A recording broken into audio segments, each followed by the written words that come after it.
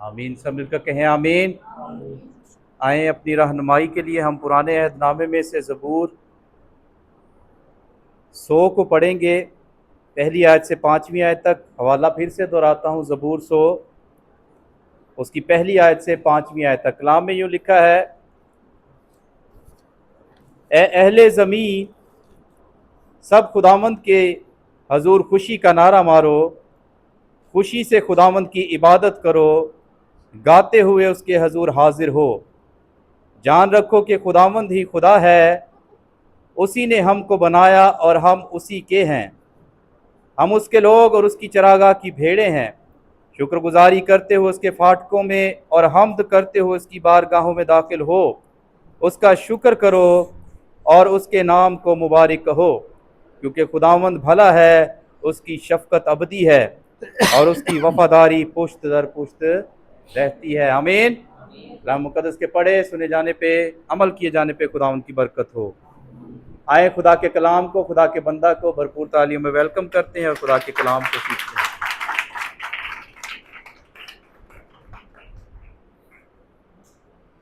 मसीह के अजीम कदूस बाबरकत नाम में आप सबको सलाम। बैठिए।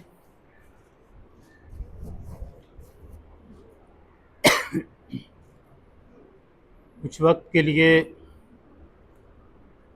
हम खुदा के कलाम पर गौर करेंगे और चंद बातें खुदा के पाक कलाम में से सीखेंगे। ज़बूर 100 में जो पढ़ा गया, उसमें पूरी कायनात, इस ज़मीन के जितने भी लोग हैं,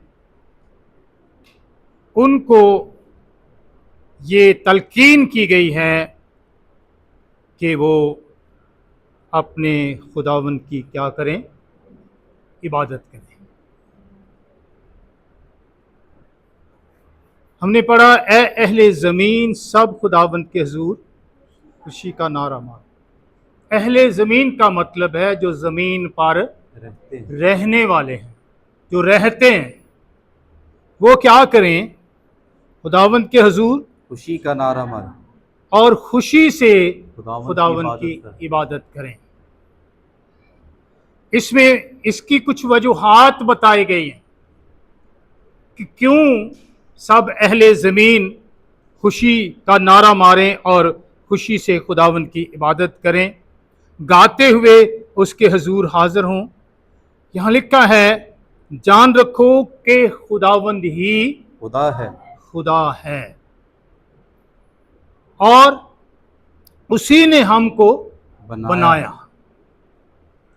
इसलिए खुदा हमारा बनाने वाला, हमारा खालिक,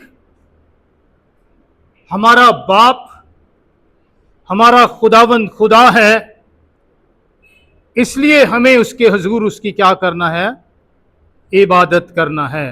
फिर लिखा है कि हम उसके लोग और उसकी चरागाह की भेड़ें हैं। हम किसके लोग हैं? उसके। और खुदा के लोग ही खुदा की इबादत करते हैं। शैतान के लोग खुदा की इबादत नहीं करते। वो सिर्फ और सिर्फ शैतान की इबादत करते हैं, वो शैतान की पूजा करते हैं, वो उसे खुश करते हैं। लेकिन जो खुदा के लोग हैं, ये खुदा के लोगों को कहा गया है। और फिर लिखा है, हम उसके लोग और उसकी चरागाह की क्या हैं? भेड़ें हैं। शुक्रगुजारी करते हुए उसके फाटकों में और हम्द करते हुए उसकी बारगाहों में दाखिल हो। शुक्रगुजारी करते हुए आए कि खुदा ने हमें ये कीमती लम्हात दिए, बख्शे हैं कि हम उसके मुकद्दस फाटकों में से गुजरकर उसकी बारगाह में आकर उसकी इबादत करने के लायक ठहरे। ये कोई मामूली बात नहीं है, ये बहुत बड़ी बात, बहुत बड़ा एजाज है जो खुदा के लोगों को मिलता है, जो खुदा के घर में आकर उसकी शुक्रगुजारी करते और उसकी हम्द करते और उसकी बारगाहों में आकर उससे सजदा करते हैं। उसका शुक्र करो और उसके नाम को मुबारक हो। नीचे 5वीं आयत में लिखा है क्योंकि। क्योंकि का मतलब है कि इसकी वजूहात क्या है, वजह क्या है। क्योंकि खुदावंद भला है, उसकी शफकत अब्दी है और उसकी वफादारी पुश्त दर पुश्त कायम रहती है। वो भला है, हमारा खुदा भला है और वो हमेशा भलाई करता है। क्या करता है? भलाई करता है। हमेशा भलाई करता है और करता रहेगा। शैतान बुरा है और वो हमेशा बुराई करता है और बुराई करता रहेगा। तो आप ये कह सकते हैं खुदा भला है और शैतान बुरा है। जोर से बोलेंगे, खुदा भला है और शैतान बुरा है। खुदा भला है और शैतान बुरा है। बुरा है। तो लोग किसके पीछे चलते हैं, किसको ज्यादा पसंद करते हैं, किसको ज्यादा चाहते हैं, किसकी ज्यादा पैरवी करते हैं? जो भलाई करता है या जो बुराई करता है? जी हाँ जी, बच्चे कह रहे ने जो बुराई करता है।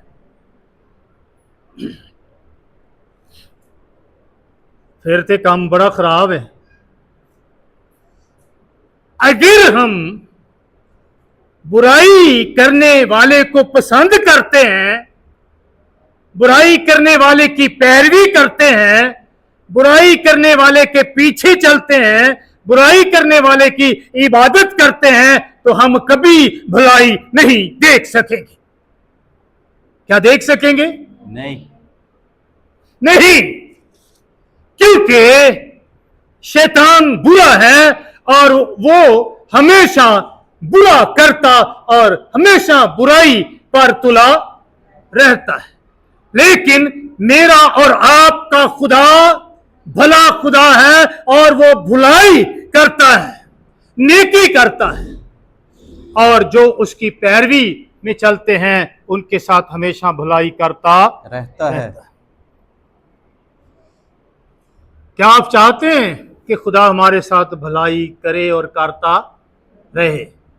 चाहते हैं? कितने चाहते हैं? ते फिर चंद गल्लां जड़ियां नोट कर लो। अगर आप चाहते हैं कि खुदा हमारे साथ भलाई करे और भलाई करता रहे, पहली बात कि हम खुदा जब भलाई करता है तो खुदा अपनी बरकत से हमें नवाजता है। खुदा अपनी नेमतों से हमें नवाजता है। खुदा अपनी सच्चाई हमें बख्शता है। खुदा हमें शिफा बख्शता है। हर वो नेमत जो हमारे लिए इंतहाई जरूरी है खुदा मुहैया करता है। तो क्या करना है? खरूज 23 बाब उसकी 25-26 आयत पढ़िए। पहली बात क्या करनी है? क्या करना है कि हम खुदा हमारे साथ भलाई करें। और खरूज 3 बाब की 9 से 12 आयत भी निकाल लीजिए। हम इन आयत को जरूर पढ़ेंगे।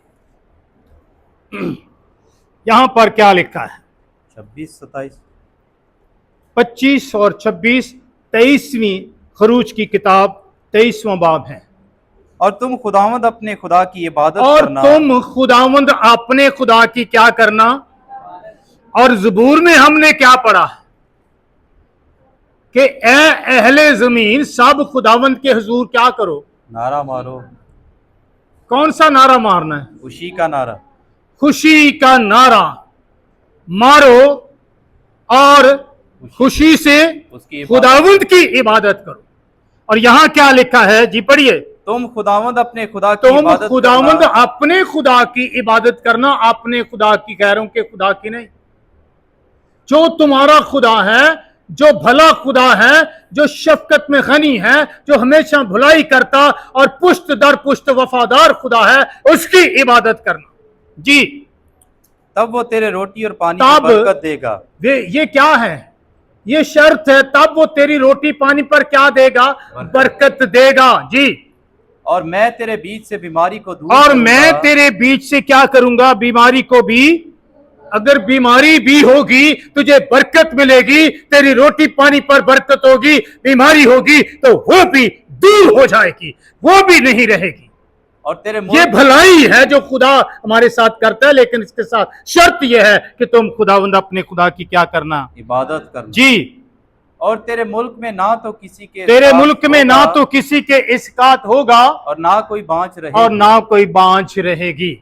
और मैं तेरी उम्र पूरी और करूंगा। मैं तेरी उम्र पूरी करूंगा। इसका मतलब है कि खुदा आधी उम्र में, थोड़ी उम्र में बुला सकता है, आजा भाई, है ना।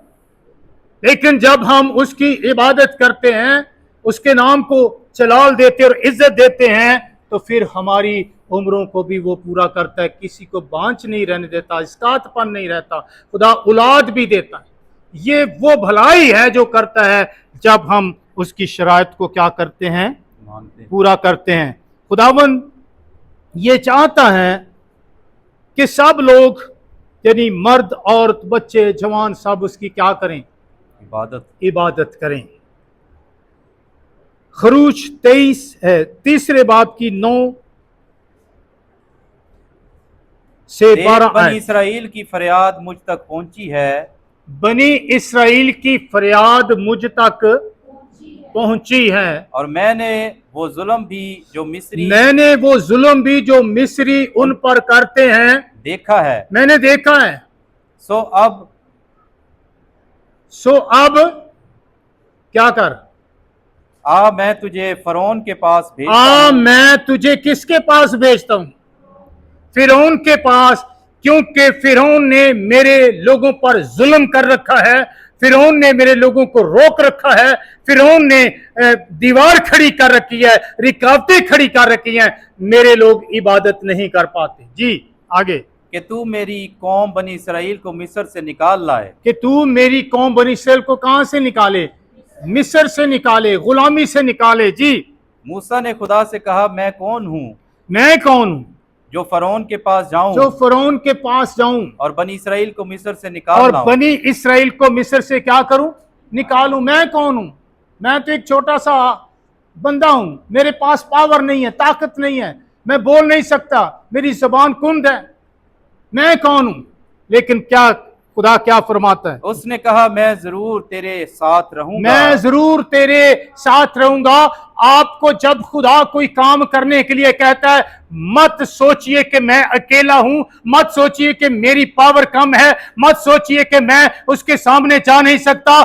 खुदा आपके साथ है। खुदा ने वादा किया है कि मैं तेरे साथ हूं, मैं तुझे नहीं छोड़ूंगा, मैं तेरे साथ फिरौन के सामने जाऊंगा, मैं तेरी पावर बनूंगा, मैं तेरी कुवत बनूंगा, लेकिन तुझे जाना है जी। और इसका कि मैंने तुझे भेजा है, तेरे लिए ये निशान होगा कि जब तू उन लोगों को मिस्र से निकाल लाएगा तो तू इस पहाड़ पर खुदा की इबादत करोगे। निशान क्या है तेरे लिए? निशान ये होगा कि जब तू मिस्र में से उन लोगों को निकाल लाएगा तो फिर तुम इस पहाड़ पर क्या करोगे, उसकी इबादत। क्या करोगे, खुदा की इबादत। क्या करोगे।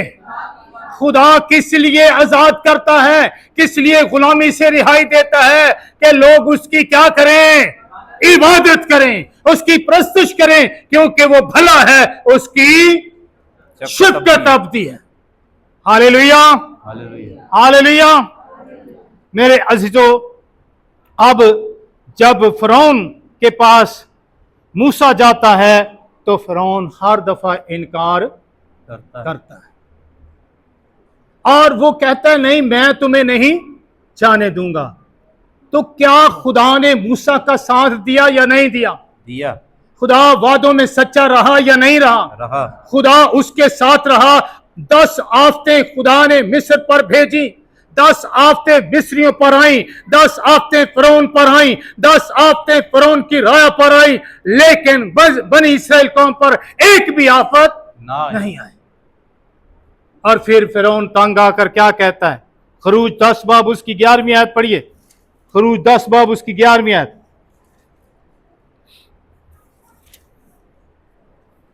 जी सुनिए क्या लिखा है कलाम में। फिरौन क्या कहता है? नहीं, ऐसा नहीं होने पाएगा, सो तुम मर्द ही मर्द जाकर खुदावंद की इबादत करो।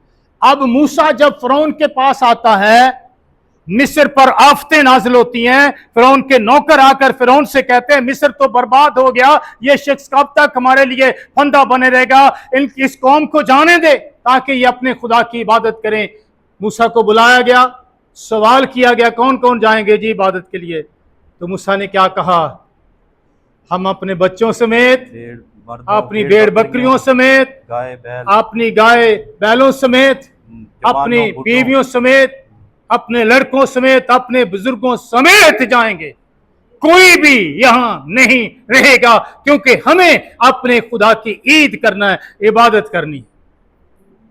फिरौन क्या कहता है? नहीं, ऐसा नहीं होने नहीं पाएगा। ऐसा।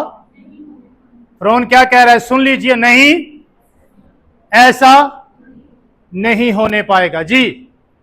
सो तुम मर्द ही मर्द जाकर तुम खुदावंद मर्द की ही इबादत मर्द करो। जाकर क्या करना? जाओ बंदे बंदे चले जाओ ते जाके, पर ज्यादा दूर ना जाओ, इत्थे ही आना है वापस। फिरौन क्या कहता है? मर्दी मर्द जाकर क्या करो? इबादत करो। तुम यही चाहते थे। आज का फिरौन क्या कहता है? बीबियां जाकर। आज का फिरौन क्या कहता है? हैं? औरतां जाकर। जी बीबियां बोल पैन, भैना ही भैना जाके, औरतें जाके मर्द की करन, अयाशी करन, ऐशप्रस्ती करन, मौजां लुटन इसी मिस्र के अंदर। लेकिन खुदा ऐसा नहीं चाहता। खुदा भला है। बरकत तब मिलेगी जब हम अपने बच्चों समेत, अपनी बीवी, अपने शोहर समेत, अपने बुजुर्गों समेत अपने खुदा की इबादत करें। लोग कहते हैं अही ते जी बड़ी इबादत करने हैं, गिरजे जाने हैं, कलाम भी सुनने हैं, इन्ना अरसा हो गया है, साडे घर च ते बरकत नहीं आई, साडी कमाई च ते बरकत नहीं आई। क्यों नहीं आई? की वजह है? वजह यह है कि हमने इबादत तो की है, चर्च में तो आए हैं, लेकिन गुलामी में रहकर, कितने गुलामी से बाहर नहीं निकले। कौन सी गुलामी? गुनाहों की गुलामी, नाफरमानी की गुलामी, अबलीस की गुलामी। हर जगह, हर मोड़ पर, हर बात में हम क्या करते हैं? खुदा की नाफरमानी करते हैं। जो भला है उसको रद्द करते हैं, उसके कलाम को रद्द करते हैं और कहते हैं इबादत करिए तो बरकत मिले, गुलामी में रहकर बरकत नहीं मिलेगी। फिरौन के अंदर रहकर बरकत नहीं मिलेगी। फिरौन की गुलामी से निकलना होगा, गुनाहों की गुलामी से निकलना होगा। बाइबल में लिखा है जो कोई गुनाह करता है गुनाह का गुलाम है। तो क्या गुलामी में रहकर, गुनाहों में रहकर बरकत मिल सकती है? नहीं जी नहीं। जब तक आप इस्राएल की तरह फिरौन की गुलामी से आजाद नहीं हो जाते, यानी गुनाहों की गुलामी से रिहाई नहीं पा जाते, बरकत मिलना ना मुमकिन है। आजाद होने की जरूरत है, रिहाई पाने की आज भी जकड़े हुए हैं। मिस्र में लोग क्या करते थे? सुनिए मेरी बात को गौर से। लोग क्या करते थे मिस्र में? फिरौन क्या करवाता था उनसे? मजदूरी करवाता था, काम करवाता, मेहनत मुशक्कत। मजदूरी, काम, दिन रात मेहनत, दिन रात मजदूरी। और जदों उन्होंने इबादत का नाम लिया तो उन्हें उन्होंने डबल कर देता। मजदूरी की कर दी, बढ़ा दी, वक्त टाइम डबल कर देता, मुश्किलात बढ़ा दी, उनकी मुश्किलात बढ़ गई, रुकावटें बढ़ गई। ते हुण सोच लो जेड़े कहंदे ने ना इबादत च आउण नूं ते दिल बड़ा करदा है पर राह च रुकावटां बड़ियां ने, है ना। काम रोक लेते हैं, फिरौन रोक लेता है, रुकावटें खड़ी करता है, वो हर तरह से रोकने की कोशिश करता है कि ये खुदा के पास जाएंगे, खुदा की इबादत करेंगे, ये मेरी गुलामी से निकल जाएंगे, ये गुनाहों से आजाद हो जाएंगे, ये मिस्र से आजाद हो जाएंगे, मेरी गुलामी कौन करेगा? सोचिए, बरकत नहीं मिलनी होना चाहिए, भलाई नहीं जे मिलनी होना चाहिए जिन्ना चिर आजाद नहीं हुंदे, जिन्ना चिर गुलामी च रहांगे उन्ना चिर असी जो भी करते रहिए हमें इबादत के लिए वक्त नहीं मिलता, टाइम नहीं मिलता। असी रुझे रहने कामां दे विच ते फिर कहने खुदावंद ते जे इन्ना काम करते हो, इन्नी मेहनत करते हो, इन्नी मजदूरी करते हो ते फिर घर च ते बहुत कुछ होना चाहिए है ना। फिरौन की गुलामी में इसराइलियों के पास क्या था? दिन रात मजदूरी करते थे, बड़ी मुश्किल से रोटी मिलती थी, है ना, क्योंकि गुलामी में थे। और जब तक गुनाहों की गुलामी में रहेंगे उस वक्त तक बरकत से महरूम रहेंगे। इसलिए खुदावंद की क्या करो? अपने खुदावंद की इबादत करो। फिर दूसरी बात, पाकीज़गी और रास्ती से उसकी इबादत करनी। कैसे? पाकीज़गी और रास्ती से। लूका की अंजील में पहला बाब और उसकी 34 आयत से 75 आयत तक आपने बाद में पढ़ना है, बल्कि पूरा बाब ही पढ़ लेंगे तो आपको ज्यादा समझ आ जाएगी। लेकिन अभी मैं कहूंगा कि आप 74-75 आयत पढ़ें। लूका कि वो हमें ये अनायत करेगा, कि वो हमें ये अनायत करेगा। क्या अनायत करेगा? अपने दुश्मनों के हाथ से, अपने दुश्मनों के हाथ से छूटकर उसके हजूर पाकीज़गी और उसके हजूर पाकीज़गी और रास्तबाजी से, रास्तबाजी से, सच्चाई से उम्र भर बेखौफ उसकी इबादत करें। वो हमें ये अनायत करेगा और खुदा ने हमें ये अनायत कर दिया है। हमें हमारे दुश्मन से उसने क्या किया है? छुड़ाया है, रिहाई दी है। जब हम उसके शिकंजे में फंसे हुए थे, दुख उठा रहे थे, मुसीबत उठा रहे थे, उसने अपना लहू बहाकर, अपना खून बहाकर, सलीब पर अपनी जान देकर, हमारे गुनाह अपने ऊपर लेकर हमें पाक किया, अपने लहू से हमें पाक किया, ताकि हम दुश्मन के हाथ से क्या हो जाएं? छूट जाएं। मूसा को खुदा ने ये हुक्म दिया कि जाओ, फिरौन जो दुश्मन है मेरे लोगों का, उसके हाथ से मेरे लोगों को छुड़ाओ। खुदावंद यीशु मसीह गुनाहों की गुलामी इब्लीस के हाथ से छुड़ाने के लिए आया, ताकि हम नाराजगी से अलग होकर पाकीज़गी में आकर आजादी के साथ बेखौफ क्या करें? उसकी इबादत की करिए, बेखौफ उसकी इबादत करें। उसकी क्या करें? ते इस इबादत च बैठिया भी साडे अंदर खौफ हुंदा है, लोगों का खौफ। आते वक्त भी लोगों का खौफ होता है, किसी को अपने घर वालों का खौफ होता है, ला भी जांदिया बेइज्जती ना हो जाए, आज कुछ ज्यादा ही देर हो गई है। लोगों का खौफ, लोग देखेंगे ओए किथे जा रहा है, नमाज पढ़ने जा रहा है, इबादत लिए जा रहा है, छाडो रहन दो, नहीं जानते। बेखौफ होकर उसकी इबादत करें, बेधड़क उसकी इबादत करें, क्योंकि खुदावंद ने हर खौफ से, हमें क्या किया? छुड़ाया, छुड़ाया, आजाद किया, नाराजगी से छुड़ाया, गुनाहों से छुड़ाया, नापाकी से छुड़ाया, अपने लहू से हमें पाक कर दिया, आमीन। ताकि हम क्या करें? बेखौफ उसकी इबादत करें। आगे क्या लिखा है? और ए लड़के, तू खुदा ताला का नबी कहलाएगा, क्योंकि तू खुदावंद। 74 आयत पढ़ी आपने? जी, हाँ 74।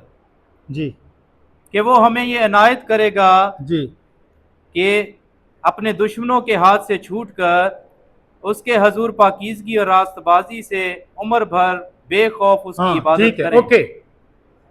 बेखौफ उसकी क्या करें? इबादत करें। खुदावंद नहीं चाहता कि हम इबादत भी करते रहें और गुनाह की गुलामी में भी रहें, इबादत भी करते रहें और नाराजगी में भी रहें, इबादत भी करते रहें और नापाकी में भी रहें, इबादत भी करते रहें और गुनाहों में भी जकड़े रहें। खुदा ये नहीं चाहता। फिर के खुदा चाहता है कि हम मिस्र में से क्या करें? निकलें, गुनाहों की गुलामी से निकलें। हम बहरे कुलजुम को क्या करें? अबूर करें, बहरे कुलजुम को पार करें। लेकिन सानू तो डर लगता है, ये सानू डोब देगा, हैं? ये सानू की करेगा? खुदा जिन्हें तुहानू कढ़िया डूबन देगा? डूबने देगा? नहीं, कभी नहीं। इसलिए मेरे अजीजों, पाकीज़गी और रास्ती के साथ खुदा की इबादत करें, आजाद होकर खुदा की इबादत करें, बेखौफ उसकी इबादत करें, तब खुदा की भलाई आपके साथ होगी, खुदा की बरकत आपके साथ होगी। और फिर खुदा का कलाम हमें बताता है कि हम खुदा के खौफ में रहते हुए अपने बच्चों को भी ये खौफ दें, अपने बच्चों को भी ये पहचान दें। इस्तिस्ना की किताब 6 बाब उसकी पहली 3 आयात में लिखा है कि जो अहकामात खुदा ने हमें दिए हैं, हम खुदा का खौफ मानते हुए, डर मानते हुए, ये वो फरमान और आयन हैं, ये वो फरमान और आयन और अहकाम हैं और अहकाम हैं जिनको खुदावंद तुम्हारे खुदा ने जिनको खुदावंद तुम्हारे खुदा ने तुमको सिखाने का हुक्म दिया है, तुमको सिखाने का हुक्म दिया है, ताकि तुम उन पर उस मुल्क में अमल करो, ताकि तुम उन पर उस मुल्क में क्या करो? अमल करो। जी, जिस पर कब्जा करने के लिए पार जाने को हो। हाँ, जिस पर कब्जा करने के लिए पार जाने को हो। और तू अपने बेटों और पोतों समेत खुदावंद अपने खुदा के का खौफ मानकर उसके तमाम आयन और अहकाम पर हाँ। जो मैं तुझको बताता हूँ जिंदगी भर अमल करना, ताकि तेरी उम्र दराज हो। हालेलुया। ताकि तेरी उम्र, और खरूज में हमने क्या पढ़ा? तब मैं तेरी उम्र दराज करूंगा, पूरी करूंगा। पूरी उम्र का मतलब भी यही है, उम्र की दराजी, पीरी की उम्र। और पढ़ा गया कि खौफ, खुदा का खौफ मानते हुए अपने पोतों, परपोतों तक, बेटों तक इन अहकामात को क्या करना? सिखाना। आज कितनों में खुदा का खौफ है? अगर किसी का खौफ होता है ना, तो हम भागते हैं, नहीं नहीं नहीं यार, वो आ गया ना, वो तो पहला उत्थे पहुंचना है। मेरी बात सही है गलत है? आप कहीं ड्यूटी कर रहे हैं, टाइम पे जाते हैं नहीं जाते? हाँ, क्या होता है? डर होता है, खौफ होता है। किस चीज का? ऑफिसर ना आ जाए, चेकर ना आ जाए, बॉस का। और फिर गैर हाजिरी ना लग जाए, डांट ना पड़े। लेकिन खुदा दा खौफ तो किसी ने इतने नजर ही नहीं आता। ना बच्चों को अहकाम सिखाए जा रहे हैं, ना इबादत में आने के लिए कोई तैयारी है, ना वक्त की कोई पाबंदी है। अपनी मर्जी ना आना ते मर्जी नाल आए आए, नहीं आए थे कोई गल खुदा दी मनी मनी, नहीं मनी थे ना से। इस तरह से हम खुदा से बरकत नहीं ले सकते, इस तरह से खुदा की भलाई को नहीं ले सकते। हमें वो सब करना होगा जो खुदावंद हमें करने के लिए कहता है। फिर खुदा के कलाम को क्या करें? याद रखें और उस पर अमल करें। याकूब पहला बाब उसकी 25वीं आयत, याकूब पहला बाब और उसकी 25वीं आयत, इसमें देखें खुदा का कलाम हमें क्या तलकीन करता है। फिर जाके हम खुदा की भलाई को लेकिन जो देखने वाले शख्स होंगे। आज़ादी की कामिल शरीयत पर गौर से नज़र करता रहता है, जो शख्स आज़ादी की कामिल शरीयत पर गौर से क्या करता रहता है? नजर करता रहता है, वो अपने काम में इसलिए बरकत पाएगा हालेलुया, वो कि- अपने काम में इसलिए बरकत पाएगा कि सुनकर भूलता कि नहीं सुनकर भूलता नहीं है, बल्कि अमल करता है। बल्कि उस पर अमल करता है। यहां क्या लिखा है? जो शख्स आजादी की कामिल शरीयत पर क्या करता है? क्या करता है? गौर से नजर करता है, गौर से नजर करता है, नजर करता है। किस लिए नजर करता है? करता रहता है किस लिए करता रहता है? कि सुनकर भूलता नहीं, उस पर अमल करता है। सुनकर भूलता नहीं है, बल्कि उस पर क्या करता है? अमल करता है। अमल करता है। क्योंकि जब कलाम की सच्चाई को हम गौर से सुनते हैं, उस पर गौर व खोज करते हैं, भूलते नहीं हैं, तो फिर हम उस पर क्या करते हैं? अमल। क्या लिखा है? क्या पाएगा वो अपने काम में वो इसलिए बरकत अपने पाएगा काम में इसलिए बरकत पाएगा। वजह यह है, इसलिए, सबब यह है, इसलिए बरकत पाएगा कि सुनकर भूलता नहीं कि सुनकर बल्कि अमल करता है। दिमाग में रखता है, दिल में रखकर क्या करता है? अमल करता है किस में बरकत पाएगा? अपने काम में। अपने ते साडे लोग सारी जिंदगी लंघ जाती काम करद्या कर, कुब्बे हो जाने हैं, हड्डियां जोड़ दर्द करना शुरू कर देते हैं, लेकिन साडे काम च कोई बरकत होंदी ही नहीं। क्यों? कि हम अपने खुदा को, जो भला खुदा है, जो भलाई करता है, ना तो उसकी इबादत उस तरीके से करते हैं, ना उसका खौफ मानते हैं, ना पाकीज़गी और रास्ती हमारे अंदर होती है, और ना ही हम उसके कलाम को याद रखकर अमल करते हैं। इसलिए बरकत हमसे दूर रहती, हमारे घर से दूर रहती, हमारे कामों से, हमारे हाथों से दूर रहती। हमारा खुदा भला खुदा है, हमारा खुदा भला है। मेरा खुदा भला खुदा है।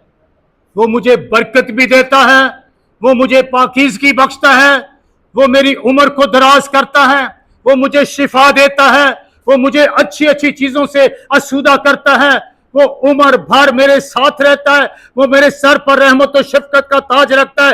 ये मेरा खुदा है, हालेलुया। क्योंकि मैं उसकी सच्चाई से वाकिफ हूं और उस पर अमल करता हूं। मैं गुलामी से रिहाई पा चुका हूं, नाराजगी से रिहाई पा चुका हूं। उसके कलाम की सच्चाई को अपने दिल में रखकर गौर करता और अमल करता हूं, इसलिए खुदा मेरे कामों में बरकत दे रहा हूं।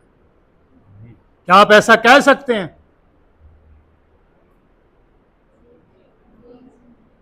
हाय, क्यों नहीं कह सकते? हैं?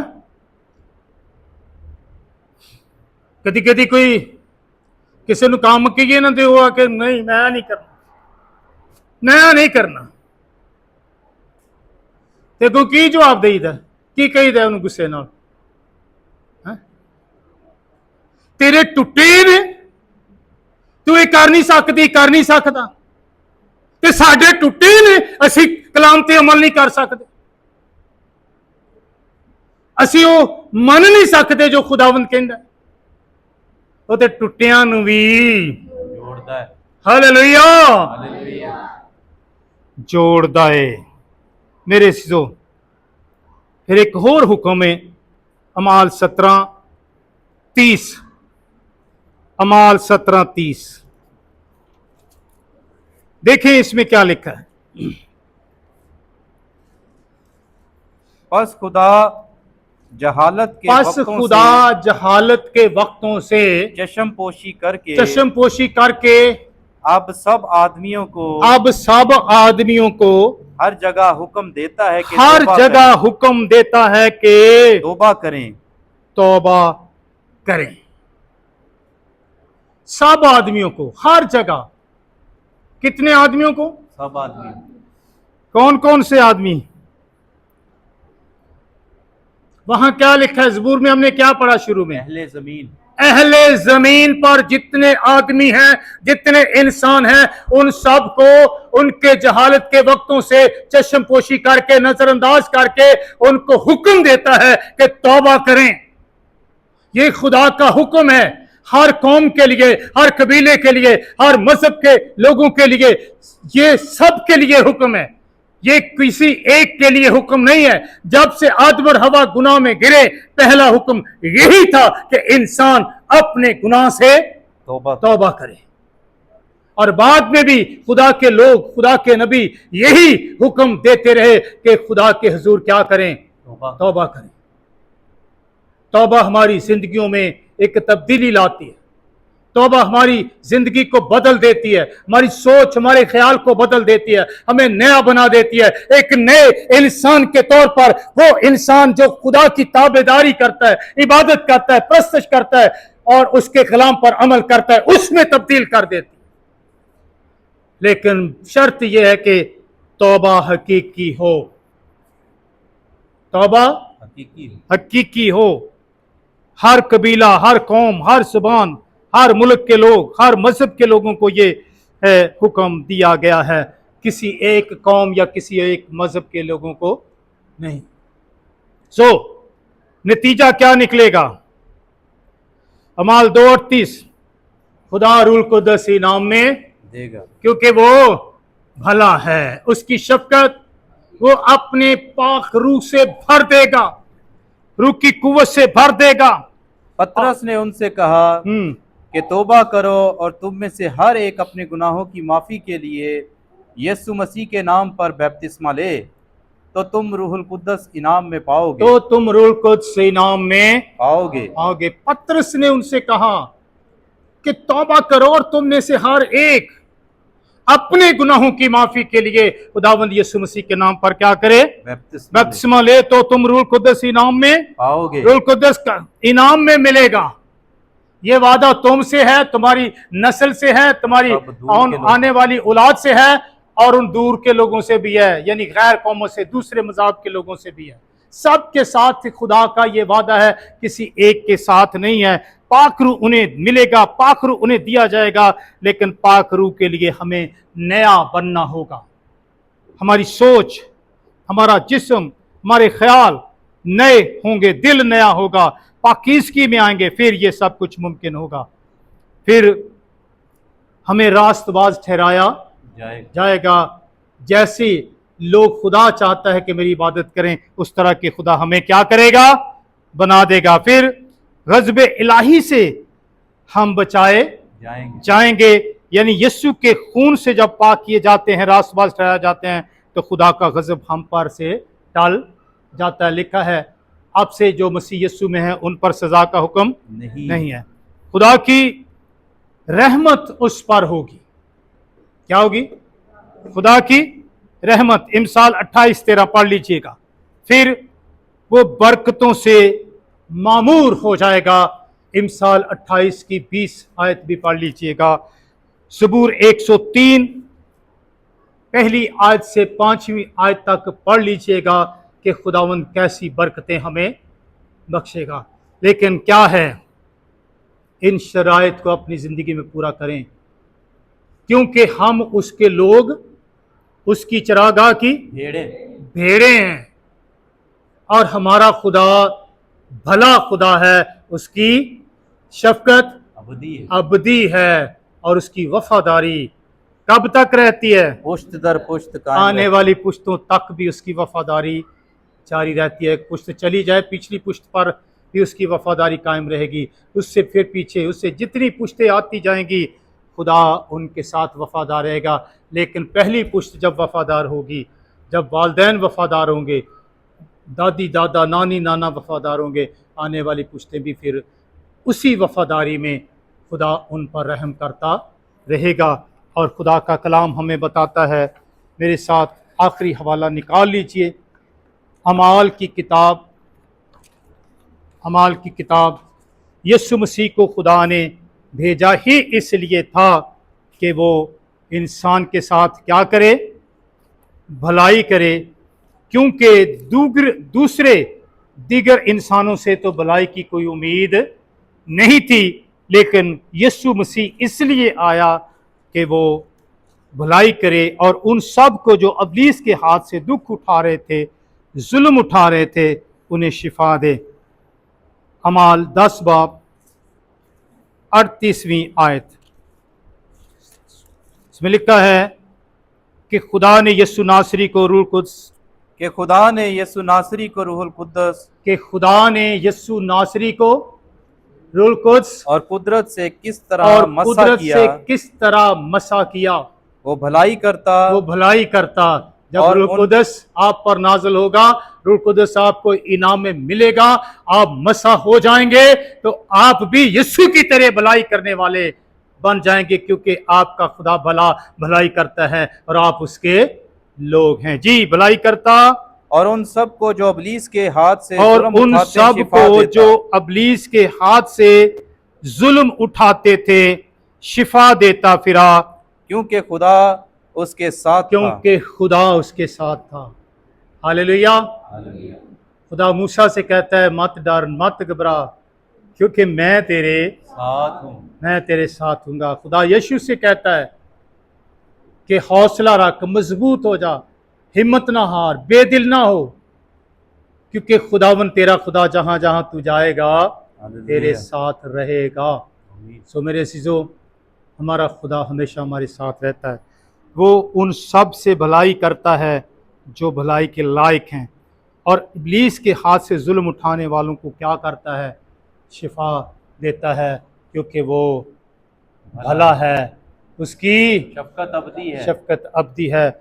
आए उस भले खुदा के हजूर झुक जाएं, जैसा कि लिखा है इबादत करें, जैसा कि लिखा है गुलामी से निकलें, जैसा कि लिखा है खौफ से बाहर आ जाएं, जैसा कि लिखा है रास्तबाजी के साथ उसकी इबादत करें, जैसा कि लिखा है कि भूलें नहीं बल्कि कलाम पर अमल करें, तो खुदा तेरे साथ हमेशा भला करता रहेगा। खुदा आप सबको बरकत दे।